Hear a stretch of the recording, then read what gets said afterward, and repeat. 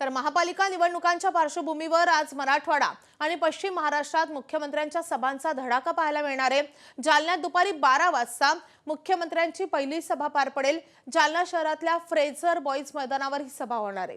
तर दुपारी 1 वाजण्याच्या सुमारास परभणीमधल्या विष्णू जिनिंग मैदानावर मुख्यमंत्र्यांची दुसरी सभा पार पडेल। परभणी महापालिकेमध्ये भाजपच्या तिकिटावर 37 उमेदवार निवडणुकीच्या रिंगणात उतरलेत।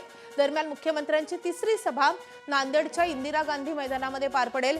दुपारी 3:30 वाजता या सभेचं आयोजन करण्यात आलंय। त्यानंतर संध्याकाळी 4:30 वाजता पुण्यात मुख्यमंत्री विजय संकल्प सभा घेणार आहेत।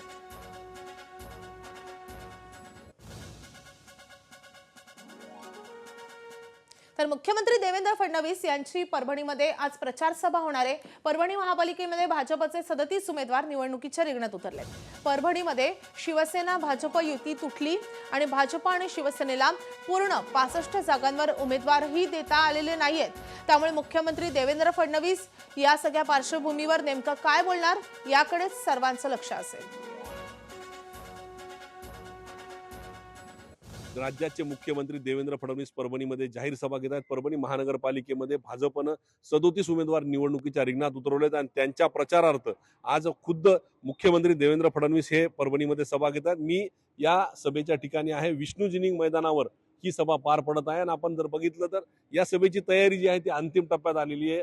या बाजूने जर बघितलं तर भव्य दिव्य व्यासपीठ उभारलं जात आहे, ज्यावर मुख्यमंत्री असतील, पालकमंत्री असतील, त्याचबरोबर भाजपचे उमेदवार असतील किंवा इतर नेते हे विराजमान होणार आहेत। या बाजूला जर बघितलं तर मोठ्या प्रमाणावर आसन व्यवस्था जी आहे ती करण्यात आलेली आहे आणि या सर्व परिस्थितीमध्ये मुख्यमंत्री काय बोलणार याकडे परभणीवासियांचं लक्ष लागलेलं आहे।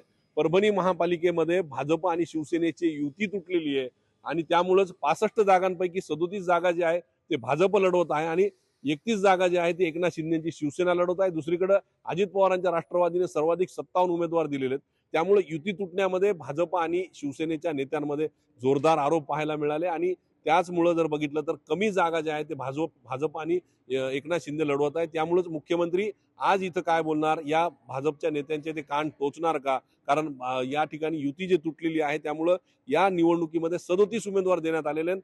महापौर जर भाजपचा करायचा तर 37 उमेदवार या ठिकाणी निवडून येतील का, हा प्रश्न या निमित्ताने उपस्थित होतोय। या सभेच्या अनुषंगाने पोलिसांनी देखील चोख बंदोबस्त जो आहे तो शहरामध्ये असेल सभेच्या ठिकाणी लावलेला आहे आणि सर्वांचं लक्ष जे लागलंय ते मुख्यमंत्री देवेंद्र फडणवीस आज परभणीकरांना काय बोलणार। पंकज क्षीरसागर, एबीपी माझा, परभणी। एबीपी माझा, उघडा डोळे बघा नीट।